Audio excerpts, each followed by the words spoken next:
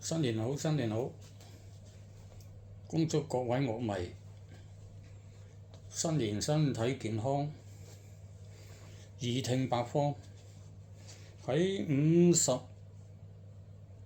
年前啊，貓王呢喺1月同埋2月就喺拉斯維加斯進行咗第2季嘅登台。咁RCA 唱片公司咧同佢出咗呢隻碟，呢張就係 Classic Album 當時嘅美國版。喺後邊會有硬照俾你睇。咁就佢唱咗好多其他歌星嘅歌啦，即係話嗰啲 cover version 啦，咁就都有自己嘅歌嘅。但係呢張 Classic Album 呢，好似好多都係別人的歌。咁就其後陸陸續續 RCA 唱片公司或者後期嘅BMG 同埋而家嘅 Sony 呢，都陸陸續續出咗佢一啲 CD 啦，同埋翻出嘅，同埋一啲 LP。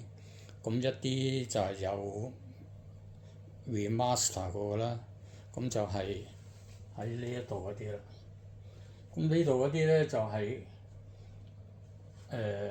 新出嘅 LP 啦，呢啲呢就係舊嘅 LP 啦。呢張係4聲道啦，咁呢張呢就係 FTD 嘅，呢啲呢就係可能叫做 bootleg 嚇。